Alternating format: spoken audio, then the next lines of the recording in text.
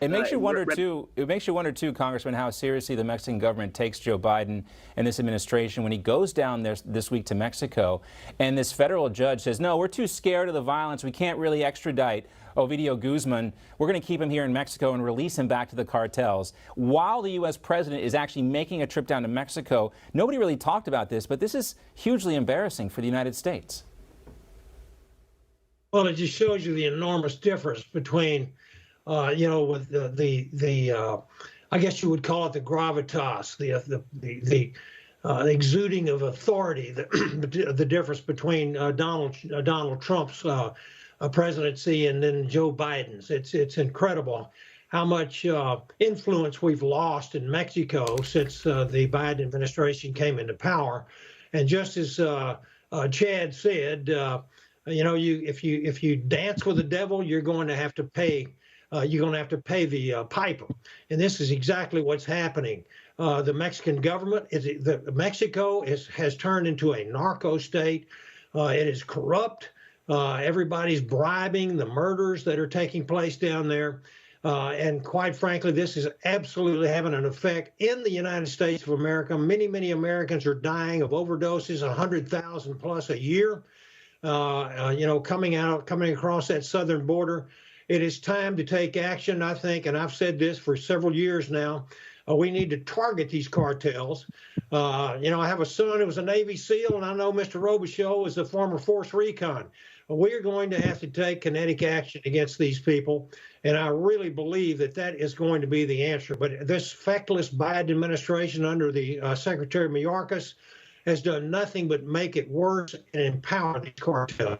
Well, it doesn't help either when the president is down there doing a news conference. And to his credit, for a brief period of time, I'm not going to give him too much credit, but Juan Manuel Obrador actually talked about fentanyl as an issue, and this is what President Biden was doing when the Mexican president was actually focused on it. He gets distracted here. He's looking up as an airplane flies by over Mexico City. He can't even keep his concentration on the issue, Chad.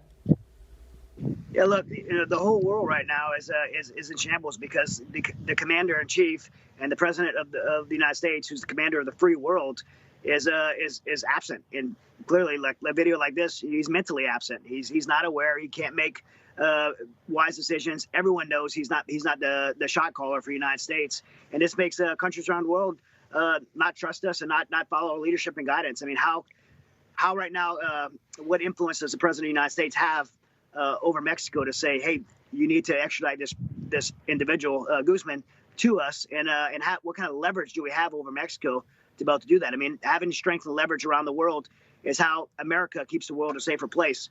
And right now, as Congressman said, America is impacted by this. The overdoses, the trafficking, the human trafficking, the violence that we have coming across our border. All that trickles into America, and it makes America a less safe place, makes the world a less safe place. We're not having a strong. Congressman, I know you guys are only one branch of the government up there, the House of Representatives.